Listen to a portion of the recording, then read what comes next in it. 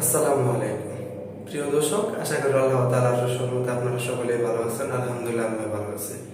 ইতিমধ্যে আপনারা সকলে জানেন আমাদের দেশটা আবার নতুন করে স্বাধীন হয়েছে, আমরা নতুন করে আবার স্বাধীনতা পেয়েছি।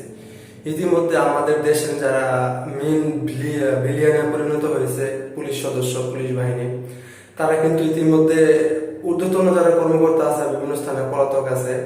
আর যারা নিচু স্তরের কর্মকর্তা তারা কিন্তু নিজেদেরকে নির্দোষ দাবি করছে। তারা কিন্তু বলছে আমাদের কোনো দোষ নাই, আমরা উপরের কর্মকর্তা যারা আছে তাদের অর্ডারে কাজ করছি, তাদের কথায় কাজ করছি, আমাদের চাকরি বাঁচাতে গিয়ে আমরা জনগণের উপরে গুলি করছি।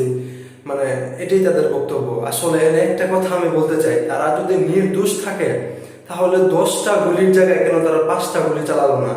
10টা গুলির জায়গায় কেন তারা 2টা গুলি চালালো না? তারা কিন্তু ঠিকই তাদের দাম্ভিকতা মাঠে প্রকাশ করছে। আসলে আমরা কি জানি না, আবেগ ঘন জাতি, মানুষের দু একটা কান্নায় মানে একটু কথায় আমরা সবকিছু ভুলে যাই।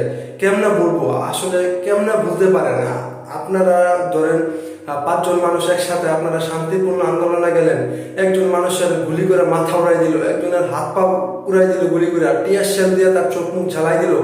আসলে এসব যখন ভাবি না তখন আমি আর ভিতর থেকে আর আবেগটা আসে না, ঠিক আছে? আমার খুব খারাপ লাগে তখন, মানে একটা রাগ হয় পুলিশ সদস্যের উপর। তারা নিজেদেরকে এখন নির্দোষ দাবি করছে, আসলে তারা নির্দোষ না। তারা কিন্তু তখন ঠিকই নিজেদের দাম্ভিকতা প্রকাশ করার জন্য মাঠে গুলি চালাইছে। একটা পুলিশ সদস্য তো কেউ 10টা গুলির জায়গায় 5টা গুলি ছুড়ে নাই, কেউ তো 20টা টিয়ার শেলের জায়গায় আসলে 10টা টিয়ার শেল ছুড়ে নাই। ঠিকই তো তাদের দাম্ভিকতা প্রকাশ করার জন্য তারা ইচ্ছা মতো গুলি চালাইছে, এলো পাথারি গুলি করছে। দেশ স্বাধীন হওয়ার 1 ঘন্টা আগ পর্যন্ত তারা কিন্তু ইচ্ছা মতো মানুষের উপর গুলি চালাইছে। বিভিন্ন স্থানে আসলে দেশ স্বাধীন হওয়ার পরে পুলিশ আত্মসমর্পণ করছে, ঠিক আছে, কিন্তু এরপর অনেক জায়গায় কিন্তু পুলিশ তখনও গুলি চালাইছে। উত্তর আজমপুরে তখনও দেশ স্বাধীন হয়ে গেছে, তখন মানুষ আন্দোলন মিছিলে নামছে, আনন্দ মিছিলে নামছে।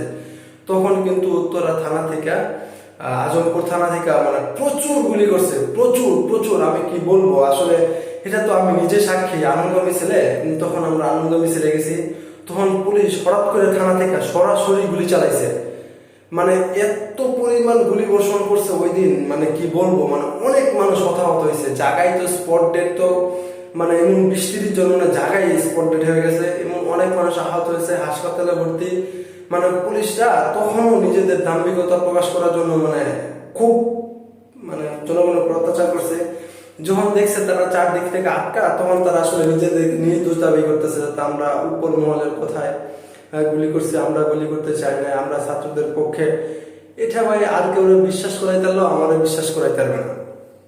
যারা সত্যিকার অর্থে ভালো মানুষ তারা কিন্তু তখনই চাকরি ছেড়ে দিছে, ঠিক আছে? যারা সত্যিকার অর্থে চায় না আমি আমার ভাইয়ের পক্ষে গুলি চালাই, তারা তখনই চাকরি ছেড়ে দিছে। এমন পুলিশ সদস্য তো বলছে যে আমি ভিক্ষা করে খাবো, তারপরে চাকরি আর করবো না। কিন্তু যারা তখন স্বাধীন হওয়ার 1 ঘন্টা আগ মুহূর্ত পর্যন্ত আমাদের দেশের আমাদের ভাইয়ের উপর গুলি চালাইছে, তারা কি করে বলতে পারে আমি নির্দোষ? উপরের মহল তো বলে দেয় না, একটা মায়ের সামনে তুমি একটা সন্তানকে আবাসায় কুবাসায় গালিগালাজ করো, তোমার 10টা বুলেটের জায়গায় তো তুমি 2টা বুলেট খরচ করো না, তুমি তো 10টার জায়গায় 20টা বুলেট মেরে দিছো তুমি বুকের উপর। আমি আসলে ভিতর থেকে আমার আইতেছে না কথাগুলা, কিন্তু সত্যিকার অর্থে এখন তারা মানুষের সিম্পাতি নিতেছে, তারা কিন্তু সত্যিকার অর্থে নির্দোষ না। যারা নিম্নস্তর কর্মকর্তা আছে, নিচের কর্মকর্তা আছে, তারা কি চাইছে যাতে আমি আমার পুলিশদের মধ্যে আমার একটা নাম হোক? আমি যদি 20টা মানুষ মারতাই আমার একটা এক্সট্রা একটা নাম হবে, সদস্যের মধ্যে এক্সট্রা একটা পাওয়ার আসবে আমার। তখন কিন্তু তারা ঠিক এইটা চাইছে, কিন্তু যখন তারা ফাঁদে পড়ে গেছে তখন তারা নির্দোষ। আহা, আমরা উপরের মহল থেকে অর্ডার হয়েছে, গুলি চালিয়েছে, আসলে কিন্তু সম্পূর্ণ তাদের ওই যে একটা কথা আছে না,